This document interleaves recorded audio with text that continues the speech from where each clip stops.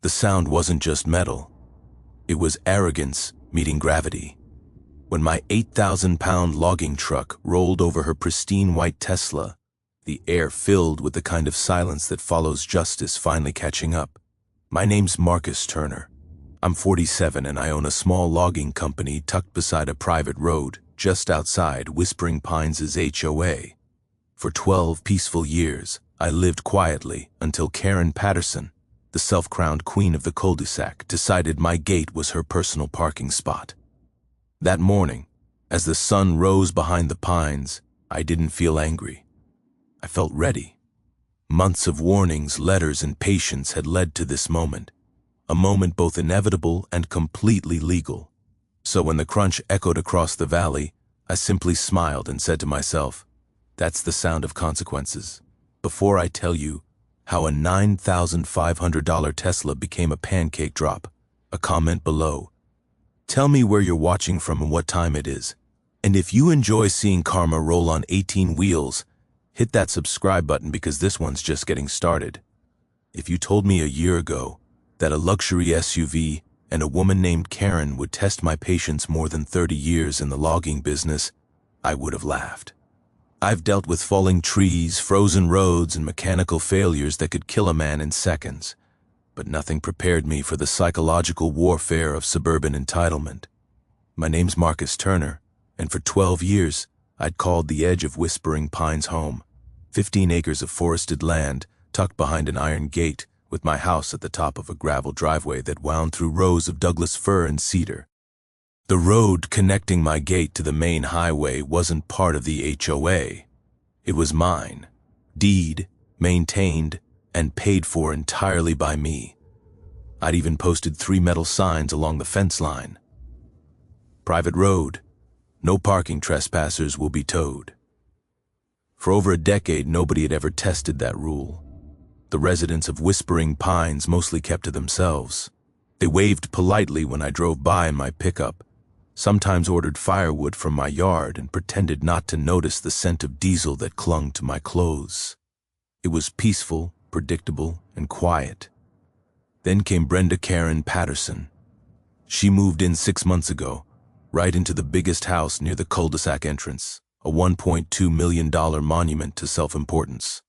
Her husband, Doug Patterson, was supposedly a lawyer, though that turned out to be more of a creative resume choice. He was a corporate tax accountant for an HVAC company in town. Karen, however, introduced herself as if she were running for office. The first time I met her, she didn't even say hello. She just waved at me from her driveway while holding her phone like she was taking inventory of the neighborhood peasants. The second time I saw her was the start of it all. I was heading home one Tuesday afternoon when I noticed a white Tesla Model X parked right in front of my gate. Its sleek curves gleamed under the sun, blocking my only access in or out. The car's license plate frame read, "Zero emissions, infinite entitlement." I honked once, no response. Twice, nothing. I parked my truck and got out. A woman in designer athleisure, tight black leggings, neon pink sneakers, oversized sunglasses, walked up the hill carrying a yoga mat. "Excuse me," I called. "Out. Is this your car?" She smiled like I'd complimented her. "Yes, it's mine. I'll just be a minute. I have yoga at the clubhouse." I gestured to the heavy iron gate behind her. "You're blocking my driveway." Her tone changed immediately. Syrupy politeness giving way to annoyance. "This is community property, isn't it?" I pointed to the sign. "Private road, my property. The deed's on record at the county office." Karen crossed her arms. "Oh, don't be ridiculous. The HOA maintains this stretch." "No, ma'am," I said evenly. "I do. Always have. You can check the tax parcel maps if you'd like." She huffed. "I'm sure we'll sort this out. I'll move it when I'm done." Then she turned her back and walked off toward the clubhouse, leaving her car exactly where it was. That was day one. I waited an hour. She didn't come back. Finally, I called the local towing company, but the dispatcher told me if she's a resident and claims it's HOA property, we'll need proof before we touch it. By the time Karen returned, Sweat drenched from yoga and smug as a cat, my patience had already been tested. I left a note. I told her. She slid into the Tesla. Oh, I saw it. I threw it away. Then, with a half smile, she said something I'll never forget. You shouldn't hoard public access, Marcus. That's not very neighborly. The next day, I found a paper folded under my gate latch. It looked official HOA letterhead, a gold embossed logo, and her signature scrolled at the bottom. The violation notice claimed my gate violated community accessibility standards and that I faced a fine of $250 for restricting shared roadway access. I laughed out loud.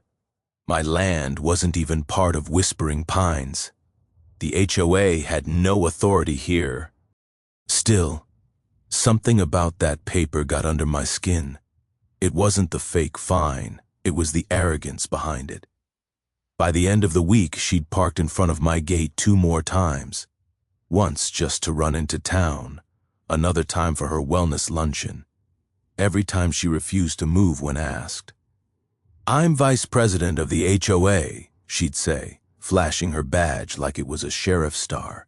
You can't threaten me on shared property. I started photographing everything, time, date, position of her car, even the tire marks on the gravel.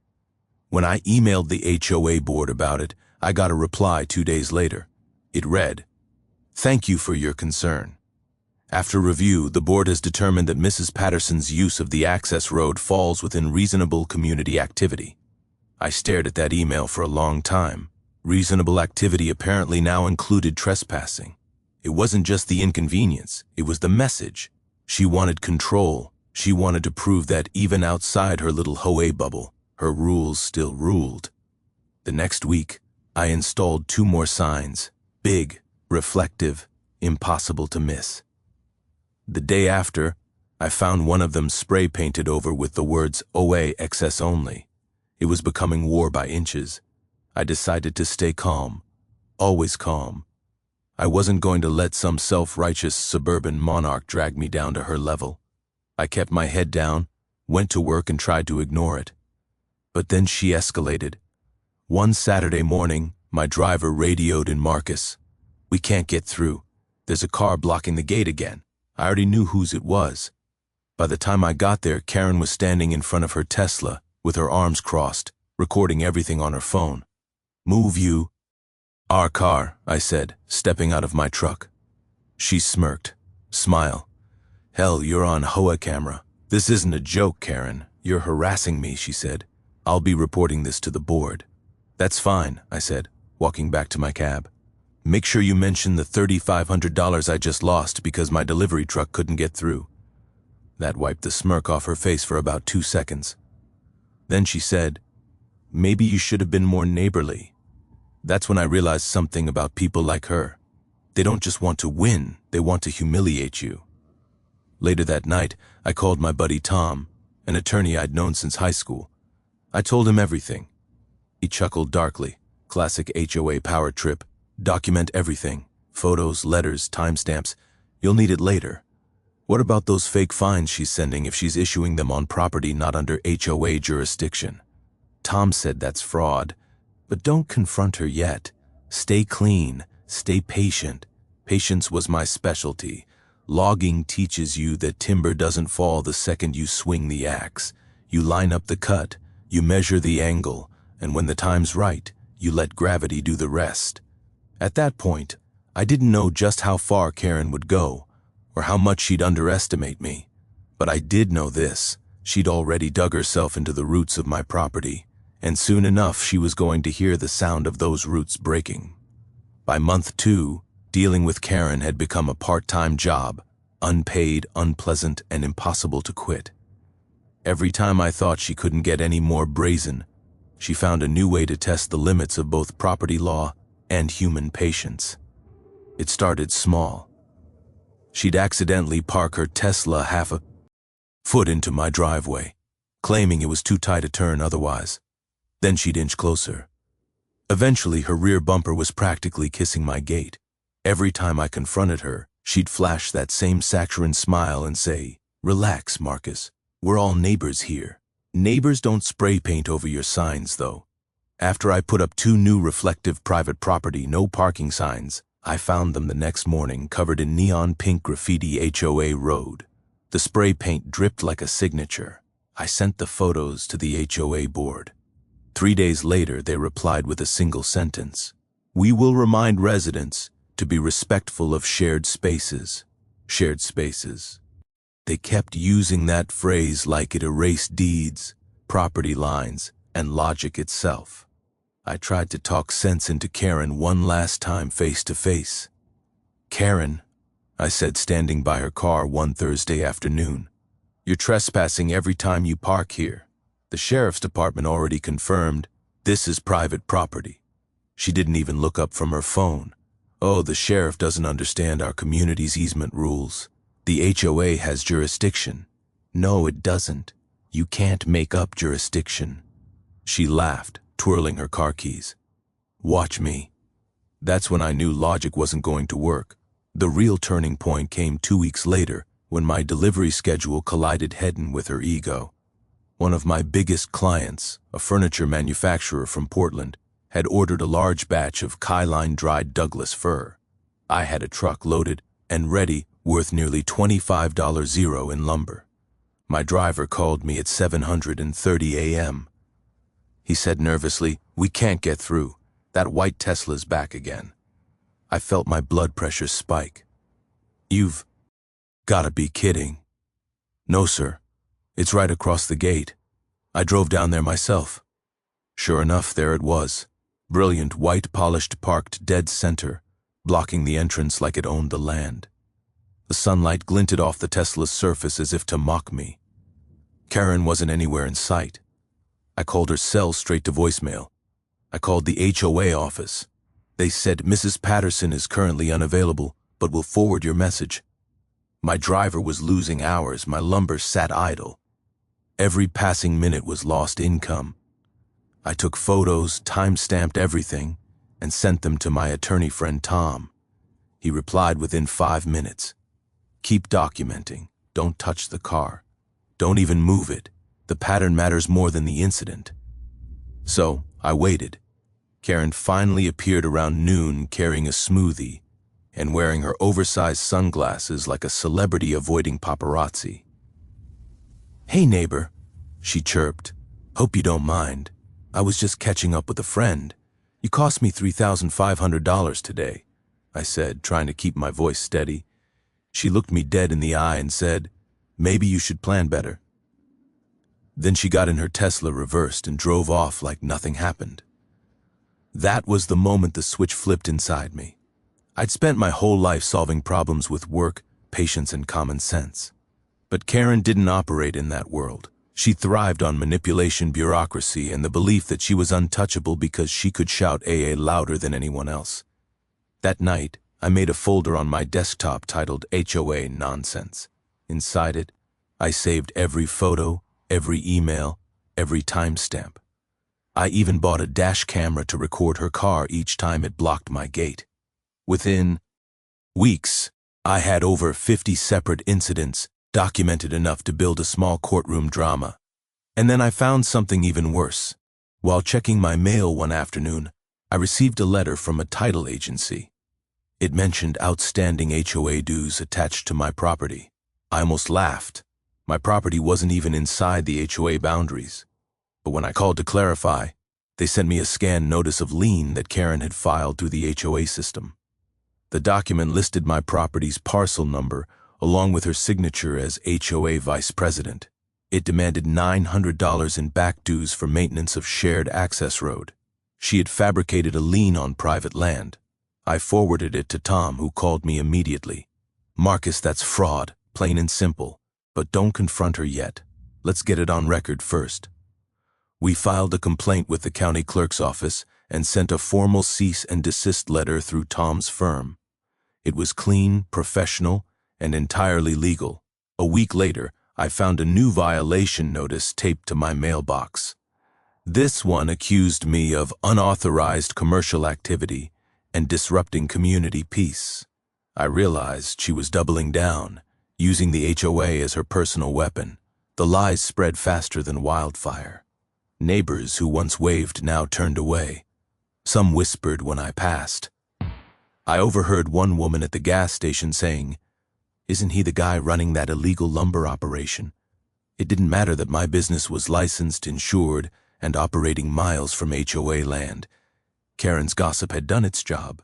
One evening I caught her standing by the gate with another board member, pointing and laughing while they took pictures of my truck tires. When I approached, she led out, "We're just collecting evidence of your environmental damage." I wanted to yell. I wanted to let every ounce of frustration spill out. But instead, I just said, "Keep filming, Karen. You'll need the footage soon." She blinked, uncertain whether it was a threat or a promise.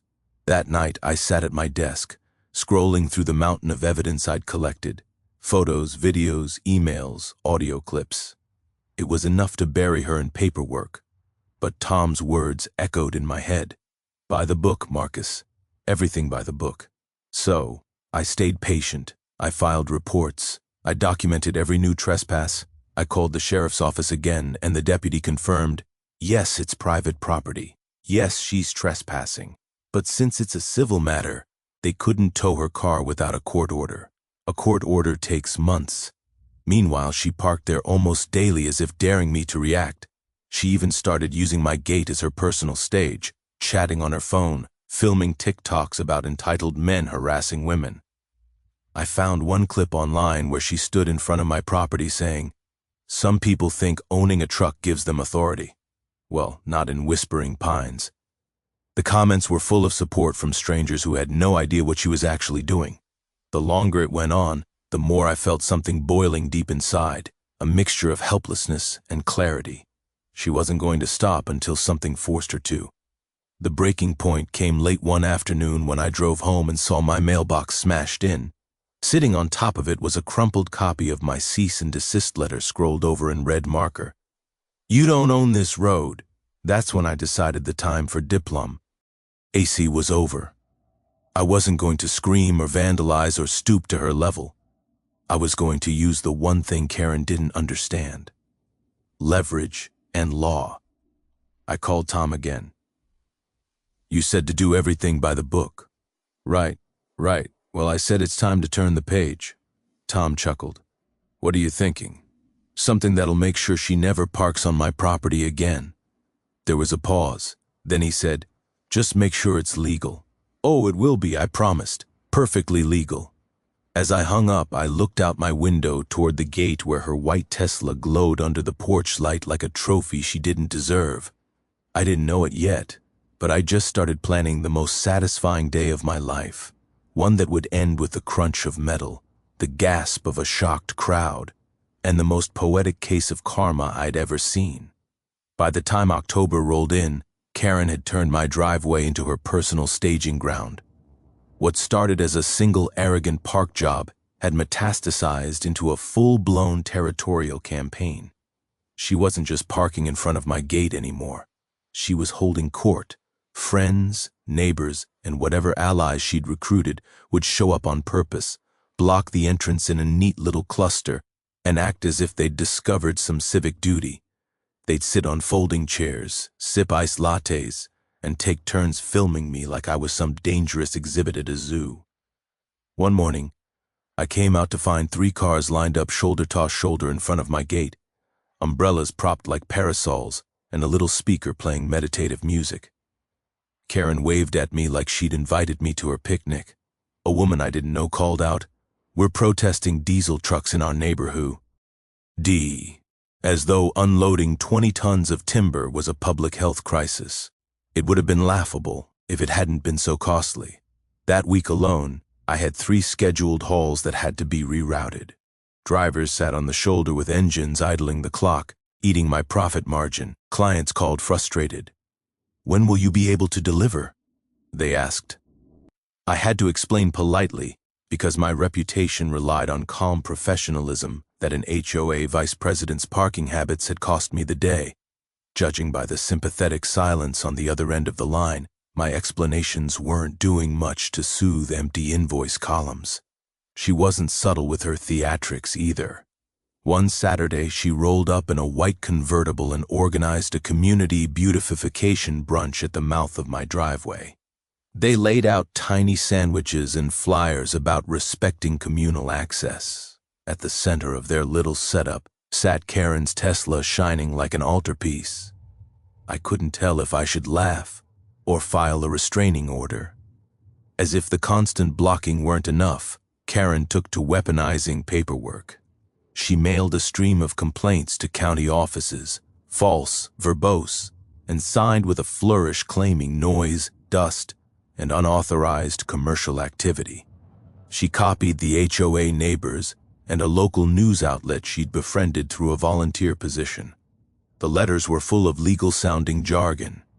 She used phrases like community easement and shared access rights with the confidence of someone who'd read a paragraph on a blog and decided it was gospel. Then she escalated where it hurt reputation. A few neighbors I'd known for years began treating me like someone to avoid. Conversations went cold when I passed them. It wasn't just that Karen had influence, she cultivated fear. People didn't want headaches, and an angry HOA vice president who could make life uncomfortable was a headache they preferred to avoid. I'd been a friendly face at holiday gatherings and a reliable resource for firewood. But suddenly, I was the man with the noisy trucks and the uncultured property. It stung more than it should have, mostly because of how unfair it was. Things finally broke on the day my mother came to visit. My mother is 80 this year, proud, stubborn, and the only person who will tell me when my shirts don't match. Her knees are brittle, and she uses a little folding walker. We'd planned a quiet weekend together, a birthday lunch at the county diner, a walk through the pines, her favorite pie. I'd called ahead, arranged the whole thing. I wanted her to park close to the gate for a shorter walk. It's the least I could do for her. We arrived 10 minutes early. The sun was warm, the kind of forgiving October light that makes everything look nostalgic. But when I pulled up to unlock the gate there, it was Karen's Tesla right in the center rear bumper, inches from my latch like a barb. She wasn't there. I peered down the road. The clubhouse kids were doing yoga. I checked my phone. No missed calls from Karen. No polite text saying she'd be gone in a sec. My mother climbed out slowly and leaned on my arm. I could see confusion flash across her face. "Is this where we're supposed to go?" she asked, glancing at the cars and the umbrellas, the small crowd taking selfies. I told her it would be fine, that I'd move things, that we'd get through somehow. 4 hours later, we were still circling the diner parking lot. I called the HOA. "This is private property," I said to the woman who answered. "She's blocking my gate." "We consider that stretch to be under HOA review," she replied in that flat, bureaucratic tone that meant the responsibility was someone else's. "You'll have to pursue this as a civil matter." I called the local non-emergency police line and asked them to come document the trespass. The officer who arrived was courteous, sympathetic, and blunt. "Sir," he said, looking at the photographs on my phone, "if this is your private property, you're correct. We can file a report, but towing requires either a court order or the owner's consent. It's a civil problem unless there's imminent danger." I explained that my elderly mother was waiting in discomfort and that the towing company's ETA was 4 to 6 hours. The officer rubbed his forehead and said the same thing. Civil matter. So my mother sat in the car, her walker folded on the seat beside her, and she waited while Karen did errands, drank her coffee, and went to her wellness luncheon. I watched the hours tick by like small, cruel knives. Each minute felt like a judgment. My mother's smile faded. When she finally managed the short walk to my house hours later, she was pale and exhausted. That image, her hunched shoulders, the tiredness in her eyes stayed with me long after the cold coffee had been thrown out. It wasn't just the logistics or the lost income anymore. It was the cruelty of it. Some people hide cruelty behind rules in community. But make no mistake, blocking your gate while your elderly parent struggles to find a place to sit is cruelty designed to assert dominance. Karen wasn't in for NG rules. She was exercising power. That night, I couldn't sleep. I paced the house, replaying the day, running through every bureaucratic avenue I'd already tried. Warnings had been ignored. The HOA had defended her. The sheriff's hands were tied. The towing companies were slow or scared of getting dragged into HOA politics. My folder of documentation sat on the kitchen table like a challenge. I called Tom after midnight. "You were right," I admitted when he picked up. "This isn't about parking. It's about her needing to humiliate me." Tom was silent for a beat. "So do something that humiliates her back," he said plainly. "But do it by the book." "By the book," I echoed. We made a checklist, certified notices, visible signage, a public record, a pre-announced legitimate commercial operations scheduled to use the route. Cameras pointed at the gate recording in high resolution with timestamps. Witnesses lined up drivers, neighbors who'd been quietly inconvenienced, even the towing company who'd quoted that 4 to 6 hour window. Tom made sure every step I took would create an impenetrable paper trail. "Make sure it's bulletproof," he said. "No vigilante stuff, no theatrics that can be spun into aggression. Let the law be the hammer." The plan began to look less like revenge and more like strategy. It would take patience, timing, and absolute discipline to keep everything legal. But it would also take the one thing Karen never seemed to understand: consequences. When we hung up, I stood at my kitchen window looking toward the gate, where for the first time in months, the headlights of my own truck glowed like a promise. I sipped the bitter coffee I'd forgotten on the counter and felt a calm settle over me. A dangerous kind of calm, the kind I get when I'm about to fell a tree. I've sized up for hours. I wasn't angry anymore. I was resolute, and I was finally ready to stop waiting for someone else to fix it. Tom's voice on the phone had a way of slicing through the fog. "Document everything. Make it undeniable. If you're going to make a point, do it so cleanly that the only story left for people is the truth." He wasn't cheering for violence or spectacle. He was pitching me a legal blueprint, warnings, records, witnesses, and a legitimate business purpose. In short, build the circumstance so precisely that any fallout would be hers and hers alone. So, I began like any good logger begins a job, with measurements, not fury. First, I audited every inch of paper I owned about the property: the deed, the survey maps, tax records, the maintenance receipts for the road, the insurance policies for the business, and the permitting history for the timber operations. Everything matched up. The road was mine on paper and in practice. I'd been maintaining it, grading it, and paying to keep it passable for years. That was my anchor. Next came the public notice. I didn't like theatrics, but I wasn't going to whisper and hope she listened. I hired the county courier and had Tom draft a certified letter addressed to Karen Patterson. It was short, clinical, and unmistakable. "Dear Miss Patterson, please be advised that commercial logging traffic will be operating on the private access road serving parcel Tex X beginning Monday 600 a.m. All vehicles obstructing the access will be considered abandoned if they prevent legitimate business passage. This notice constitutes formal warning in accordance with property rights and local ordinance. Sincerely, Marcus Turner." Tom reviewed and stamped it, and I watched the courier hand it to her on a Friday afternoon. The receipt came back with a proud little barcode and a signature I could recognize, even if it was a flourish. The legal box was checked. Then I posted the signs. Not sneaky ones, not the little laminated pieces some folks slap up and call authority. These were professional-grade weatherproof signs, bright, reflective, and specific. 24 in wide, bold lettering, private road, commercial logging activity, no parking, 5/9, 5/16, 6 a.m., 6 p.m. I anchored them on heavy posts and placed them not once, but at 3 visibility points directly at my gate, halfway down the lane, and at the turn approaching the cul-de-sac. They read like a warning. They looked permanent enough to make someone think twice. I also placed smaller placards with precise timestamps notice posted 72 hours before operation. That was deliberate.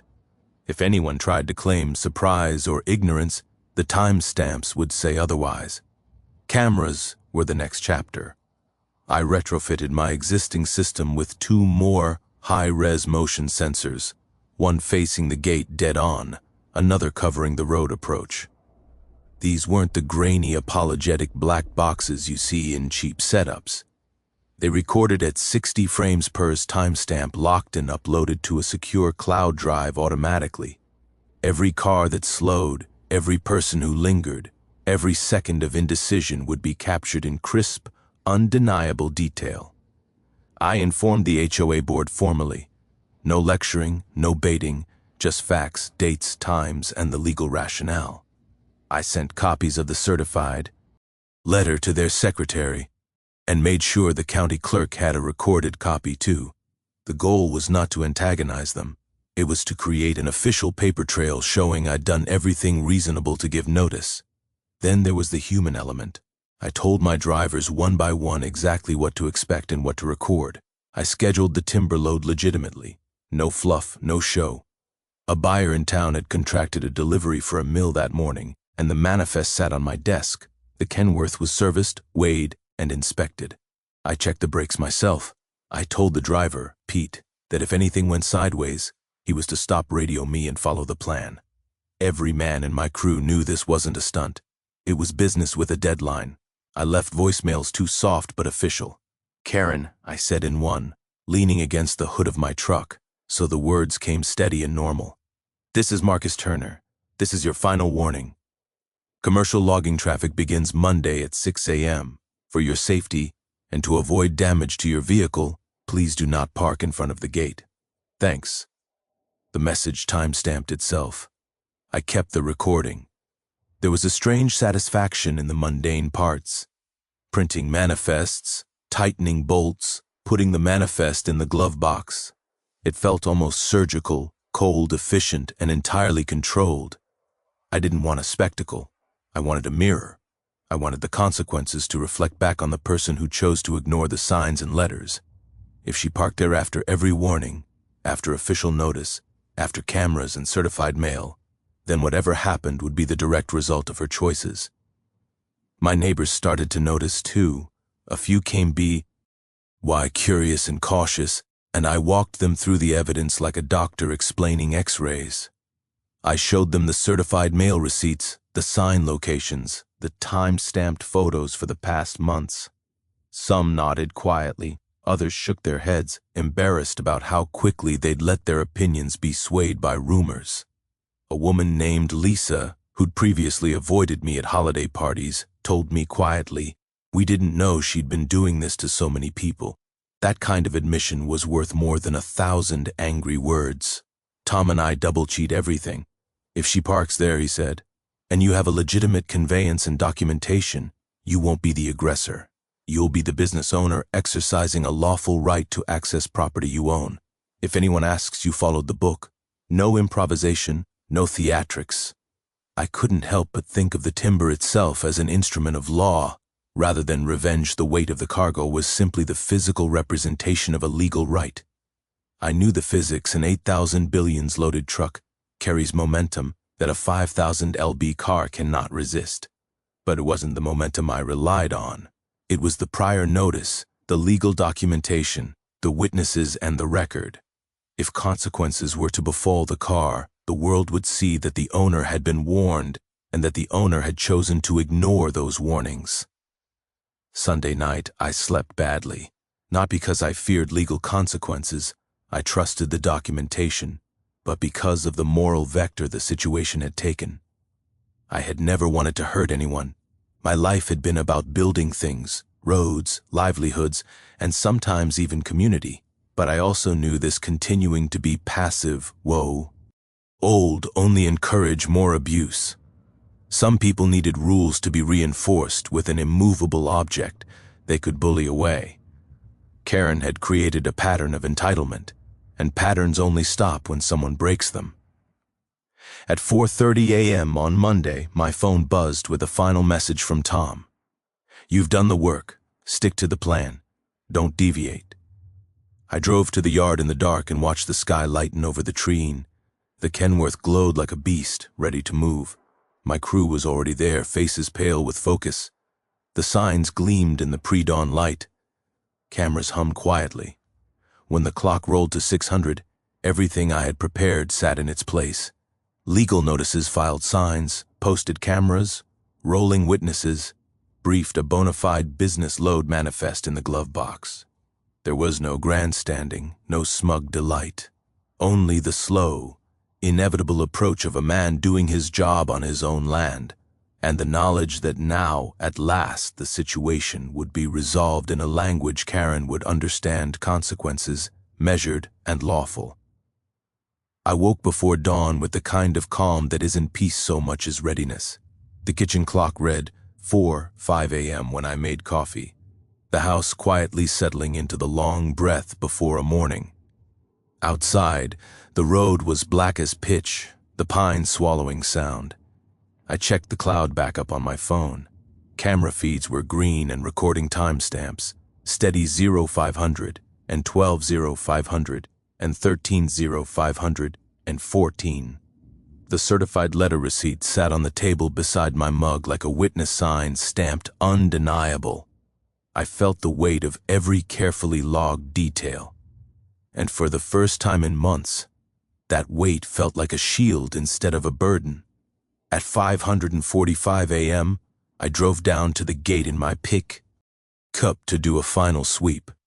The Tesla was there, white as always, its silhouette oddly elegant against the low light. Someone had put a little tree-shaped air freshener on the mirror comedy in the face of logistics. Karen's car was parked exactly where she'd been parking for months, dead center, twice the distance from the shoulder, as a courtesy required, as if to announce I belong here. I called her cell. It went straight to voicemail. I left a message that was short and flat. Karen, this is Marcus. Commercial logging traffic begins at 6:00 a.m. today. Move your vehicle now to avoid damage. This is your final warning. The phone showed the timestamp when the message sent 0547. The sheriff's office had already been copied on the chain of emails. I had the deputy's name in my notes. I sent him a quick text. On scene before 6, cameras recording. He replied with a thumbs-up emoji and said he'd swing by to observe. That was all I needed from the county documented presence, not intervention. The Kenworth rolled up precisely at 0603. It looked enormous in the dim light headlights, like two low moons. The trailer stacked and secured with 40,000 lb of Douglas fir that smelled of sap and labor. I climbed into the cab, the seat settling under me like an old friend, and revved the engine gently.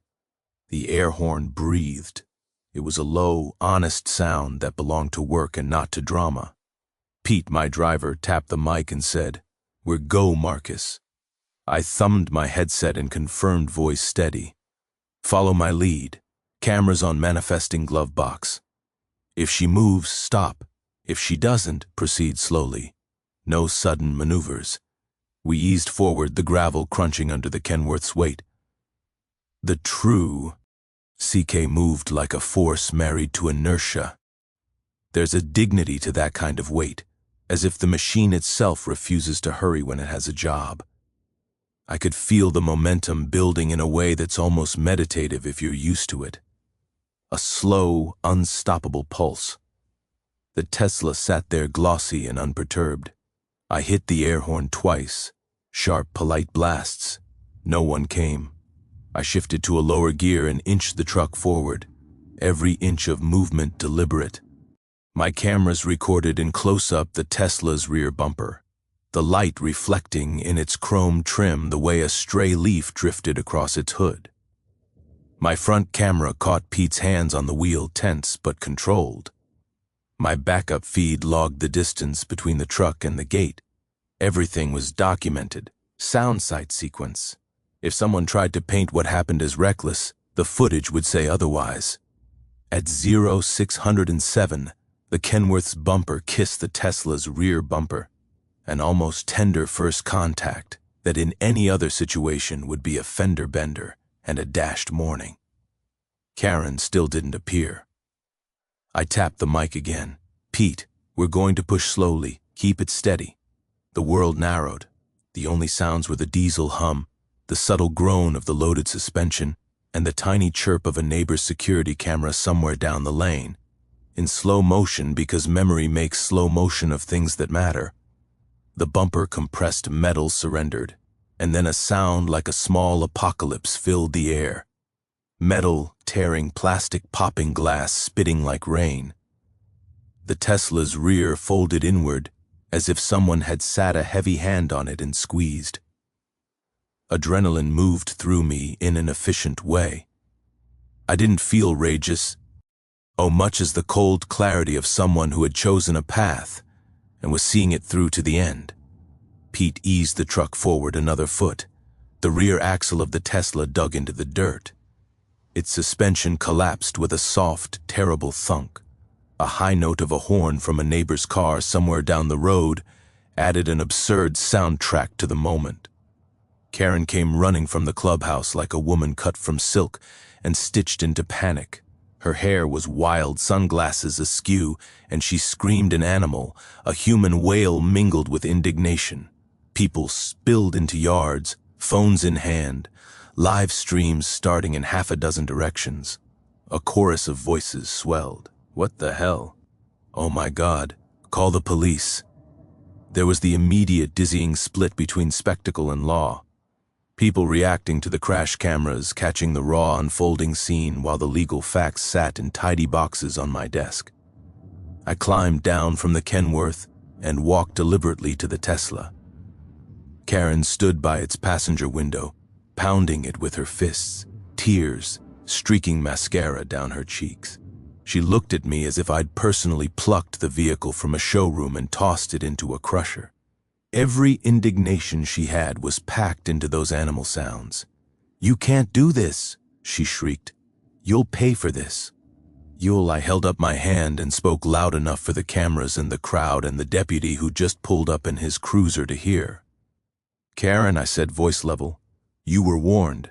Certified letter, posted signs, public notice, everything. You chose to park on private property after every notice. I called you, I called the sheriff. We gave you every chance." She babbled about rights and lawyers and Dama, G, and television. The deputy looked through the cloud feed on my phone, scrolling through timestamps like a doctor flipping patient charts. He closed his mouth, meeting my eyes. "Sir," he said to me, "we documented the warnings. She was notified. This is complicated, but the facts are the facts."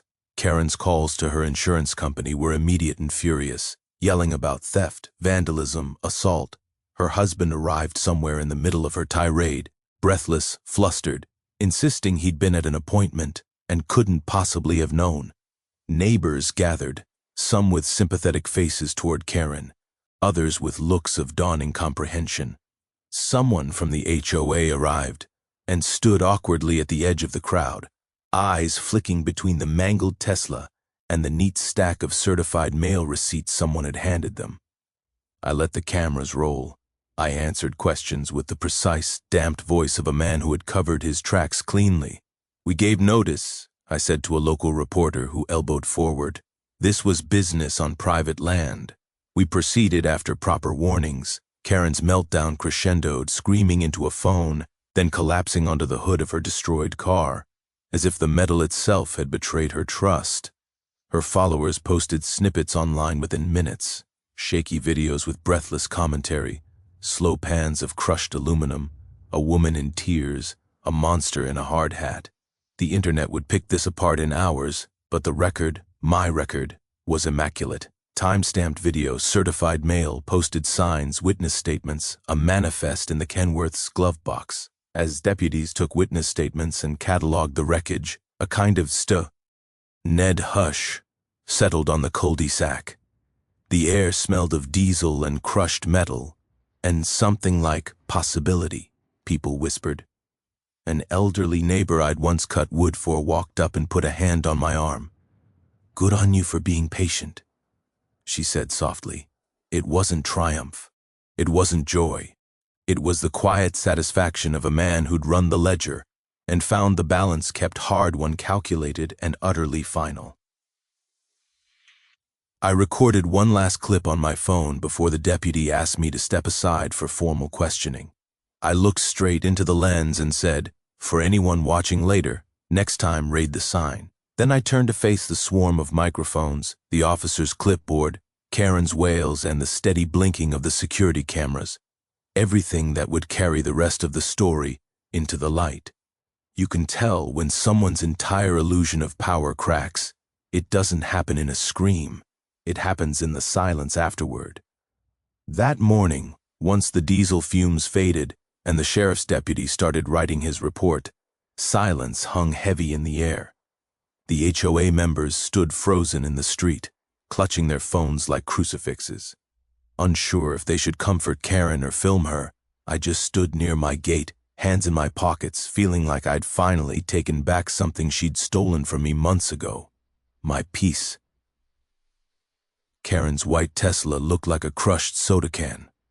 The rear half was folded, the tailgate split open, battery fluids leaking into the dirt. The hood, once her pride and joy, had been warped and twisted until the T logo looked like a crooked grin. The deputy's pen scratched slowly across the paper. "Mr. Turner," he said, voice steady, "I've confirmed. You gave notice, multiple notices, including a certified letter, visible signage, and verbal warnings. You also notified my office this morning before operations began." "Yes, sir," I said. He nodded toward the mangled car. "This will be recorded as a civil incident resulting from trespass on private property. No criminal charges are pending." That last sentence hit Karen like a bullet. She'd been standing off to the side, muttering about malicious destruction, but the deputy's tone made it clear the show was over. "What?" she shrieked, storming toward him. "You're just going to let him get away with this? He destroyed my property." The deputy didn't flinch. "Ma'am, your car was illegally parked on land you do not own." He provided multiple warnings in writing and verbally. "You were explicitly told that commercial vehicles would be using the road today." "I don't care," she screamed, face flushed red. "I'm HOA vice president. I represent this community."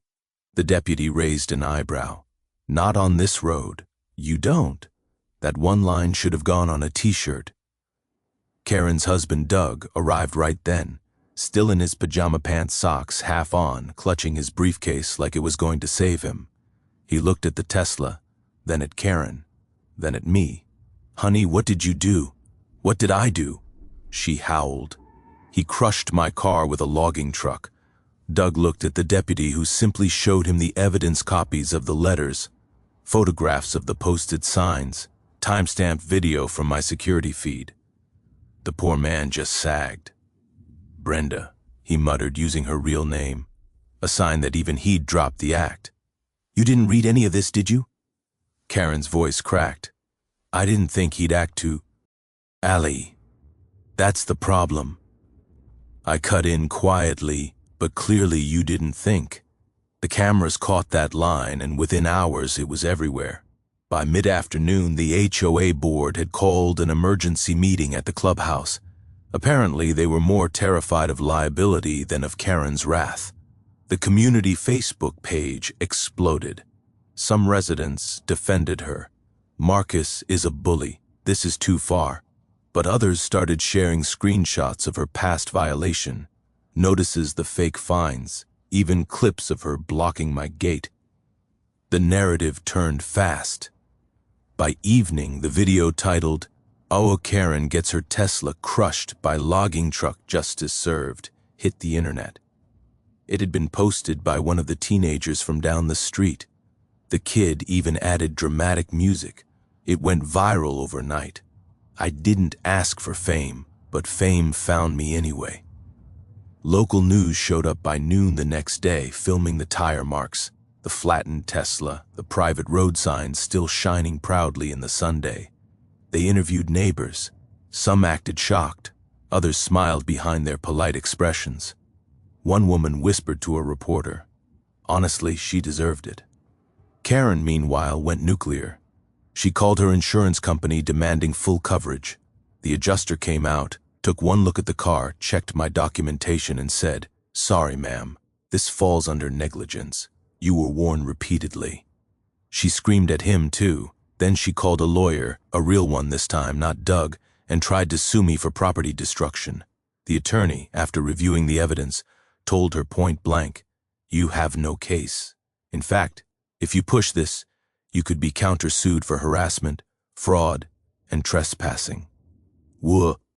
And that news hit. Karen's world began collapsing. The HOA, desperate to save face, held another meeting. This one public, half the neighborhood showed up. Someone read aloud my certified letter. Someone else pulled up her fake HOA fines on their phone. Every skeleton she'd stuffed into that pastel-colored Tesla came rattling out. It turned out she'd been charging neighbors administrative fees that she pocketed, falsifying aesthetic violation tickets and even using HOA funds to pay for her yoga classes. I wasn't even there. I didn't need to be. Her empire was eating itself alive. Doug tried to keep his head down, but gossip travels fast. By Friday, he was packing boxes. Karen stood in her driveway shouting at him about betrayal, while movers pretended not to hear. It would have been sad if it weren't so poetic. The same week, the sheriff's department released a short public statement. After reviewing evidence provided by both parties, no criminal wrongdoing was found in the incident at Whispering Pines. The matter has been settled civilly. That was it. Case closed. The HOA board sent me an email 3 days later. They didn't apologize directly. People like that rarely do, but they included the phrase, "We recognize your right to maintain access to your private property." I printed it and framed it in my office. As for Karen, the viral video destroyed her reputation faster than my truck had destroyed her car. People turned her name into a meme. "Don't pull a Karen" became shorthand for ignoring boundaries. She deactivated her social media, but it was too late. The internet remembers everything. Neighbors who had once avoided me began stopping by to talk again. One brought a pie. A no. Thayer offered to help repaint my mailbox. Even the HOA president, a mild man named Henry, knocked on my door one afternoon and said, "I never liked how she ran things, Marcus. I'm sorry it took all this for everyone to see what she really was." I shook his hand and said, "Better late than never." By the following week, the HOA board voted to remove her permanently. She showed up at the meeting to protest, but no one wanted to hear her anymore. Her voice, once booming and bossy, just sounded tired. The funniest part, 2 days later, a used car dealer towed away the Tesla carcass and posted a listing online. "Slight damage runs great. One previous owner, emotional mileage may vary." I laughed harder at that than I had in months. When her insurance claim officially closed, denied due to owner negligence, she tried one last stunt, a local TV interview. But when the reporter asked, "Do you admit you were parked on private property after receiving multiple warnings?"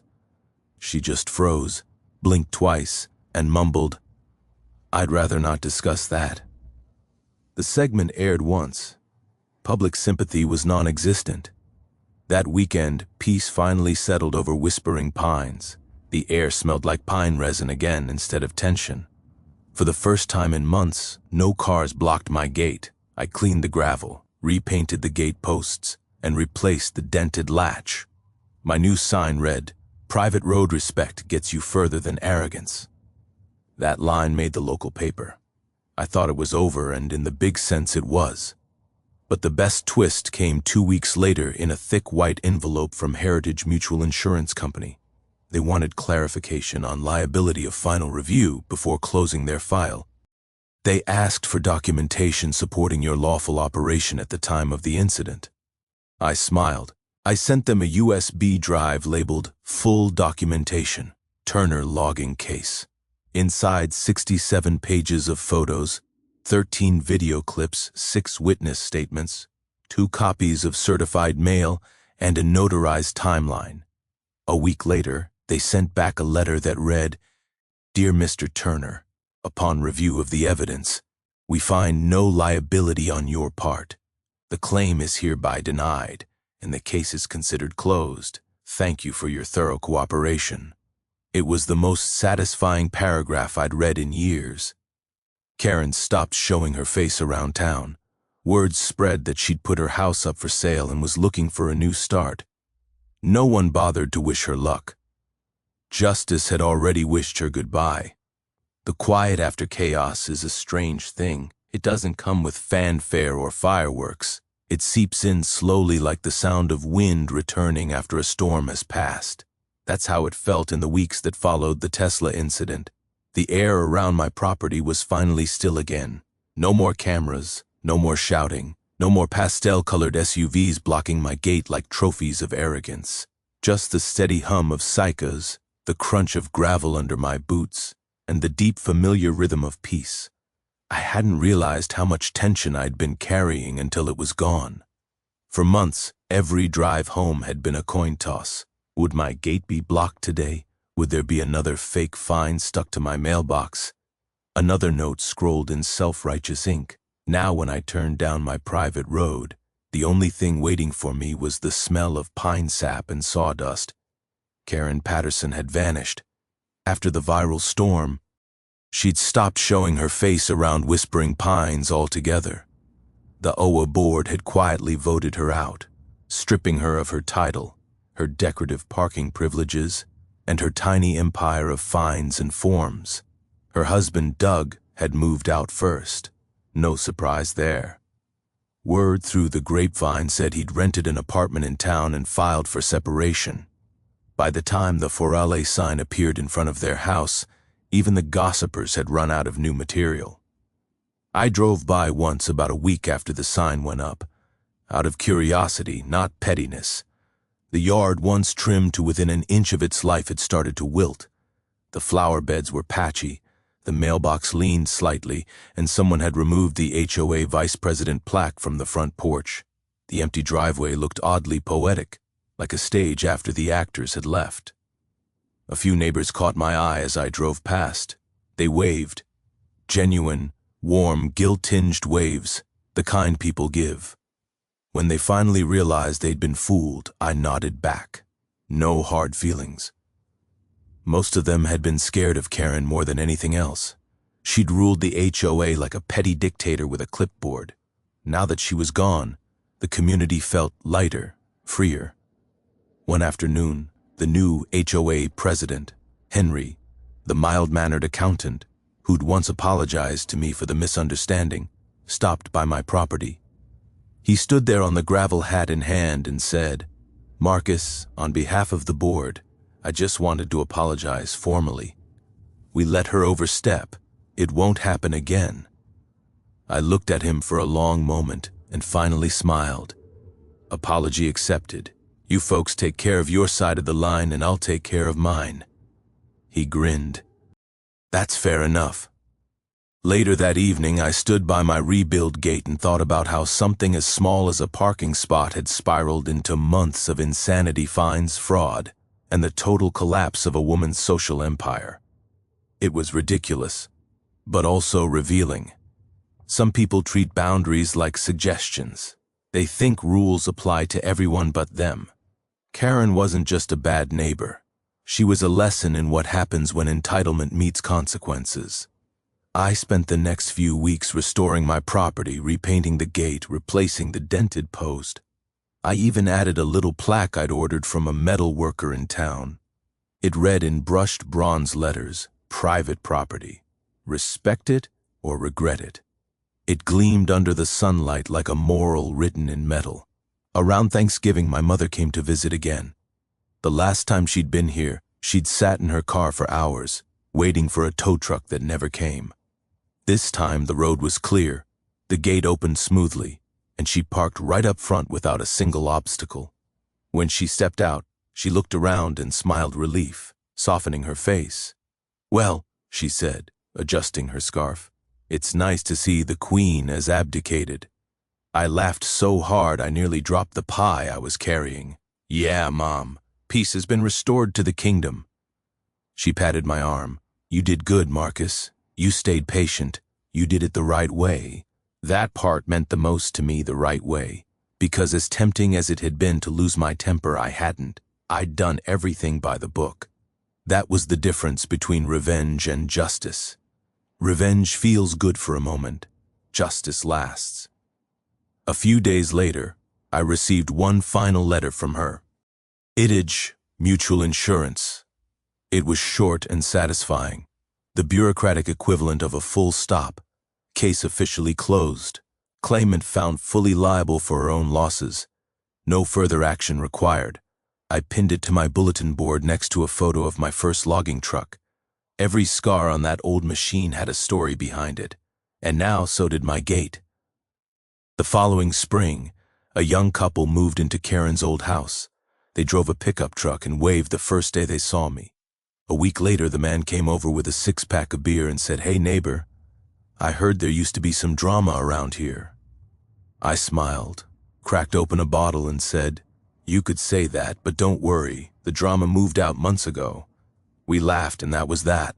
Normally at last. Sometimes I still get emails from people who saw the video online, strangers from across the country writing things like, "Man, that was the most satisfying story I've ever seen."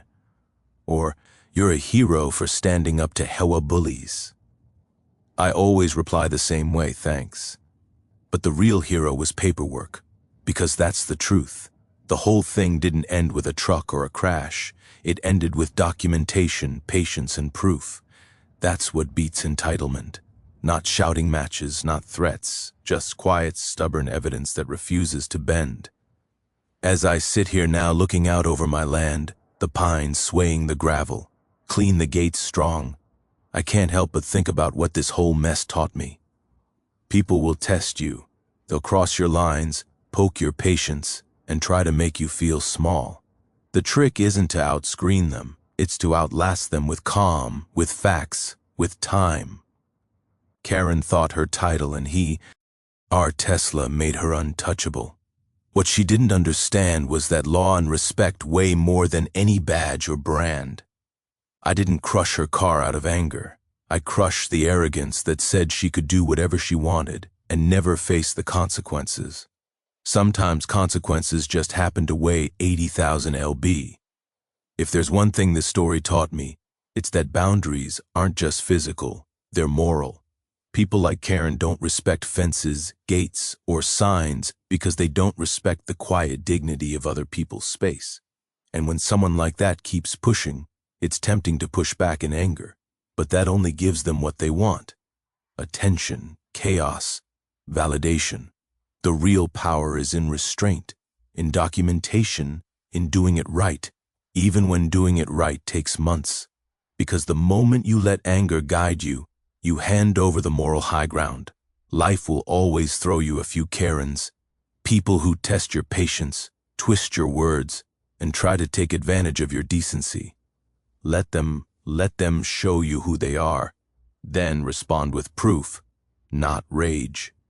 At the end of the day, justice doesn't need volume. It needs patience, timing, and a solid paper trail. So, if someone keeps crossing your line, don't fight them in the mud. Build your line in stone, and when they trip over it, let the weight of their own choices do the rest. If you've ever dealt with an HOA nightmare or a neighbor like this, tell me your story in the comments. And don't forget to subscribe, because the next time karma rolls through the neighborhood, you'll want to see it